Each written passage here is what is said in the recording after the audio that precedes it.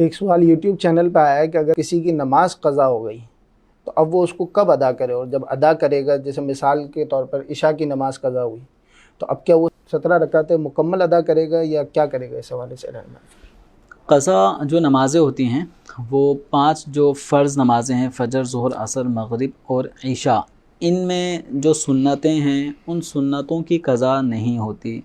इन नमाज़ों में जिनमें नवाफ़िल हैं उन नवाफ़िल की क़ज़ा नहीं होती। क़ज़ा सिर्फ़ फ़र्ज़ नमाज की होती है।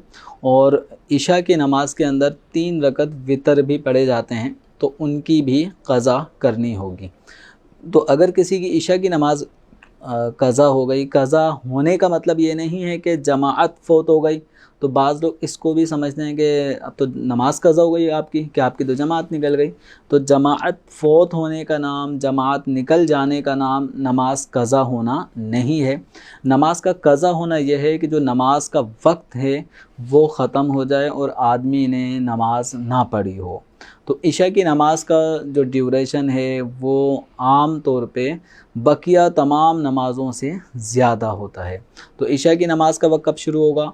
जब सूरज गुरूब होने के बाद मग़रिब का वक्त शुरू हो जाता है। मग़रिब के वक्त के बाद शुरू होने के बाद आसमान पर जानिब मग़रिब एक सुर्ख़ी, पिलाहट, वो आहिस्ता आहिस्ता सुर्ख़ी में तब्दील होती है। सुर्ख़ी गायब होने के बाद फिर एक सफ़ेदी सी रह जाती है।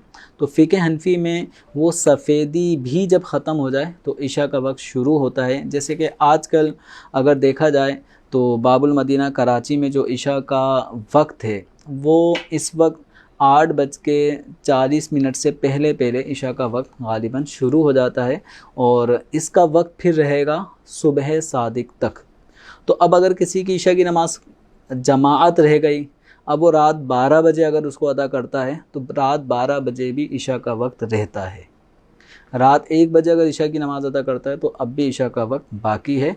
अब इसको इशा की अगर ये सुन्नत क़ब्लिया पढ़ना चाहे पढ़ सकता है क्योंकि वक्त बाकी है।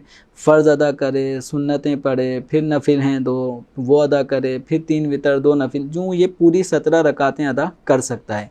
लेकिन अगर सुबह सादिक हो गई, फ़जर का वक्त शुरू हो गया और इशा की नमाज़ नहीं पढ़ी तो अब सुन्नतों की क़ज़ा नहीं है, नवाफ़िल की क़ज़ा नहीं है।